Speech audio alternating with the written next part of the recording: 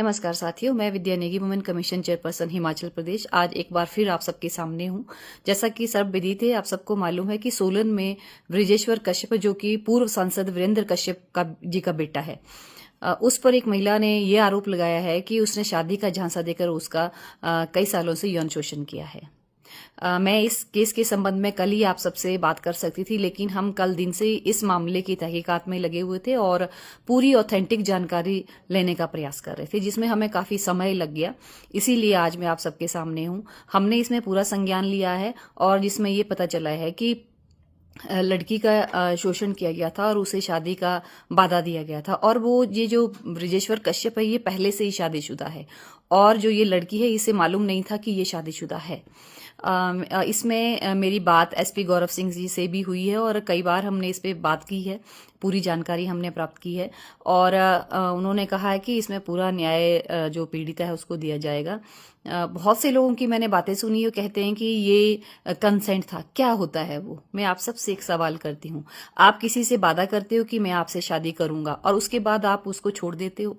महिला कोई वस्तु नहीं है, उसे इंसान समझिए, उसे महिला मत समझिए।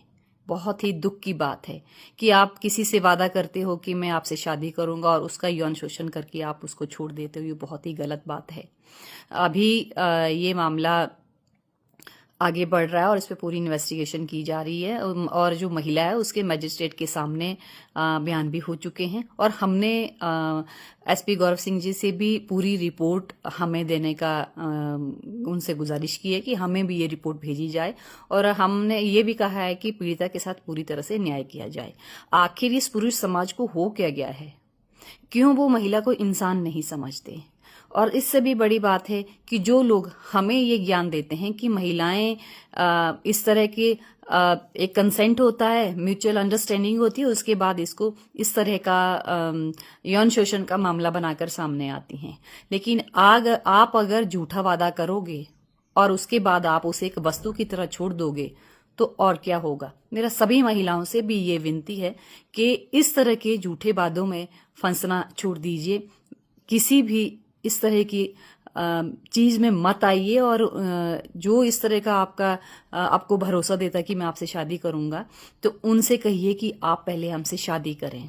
क्योंकि बहुत ये पुरुष समाज जो हमेशा डोमिनेंट रहा है, हम हमेशा दोयम दर्जे पे रहे, इसीलिए हमें भी अवेयर होने की बहुत जरूरत है। महिलाओं को बुरा कहना छोड़ दीजिए। मैं आपसे एक बार फिर कह रही हूं कि महिलाएं वस्तु नहीं। इसके साथ ही दूसरा एक मामला चंबा से आया है, जिसमें एक वीडियो के माध्यम से हमें पता चला कि महिला ने कहा कि उसकी बेटी के यूरिन में कुछ प्रॉब्लम थी और वो उनको हॉस्पिटल लेके गई। ये तीसा का मामला है, तो जिसमें डॉक्टर ने बहुत ही अभद्र भाषा के साथ बात कही है कि मैं किस तरह से उनकी बेटी का इलाज करूंगा।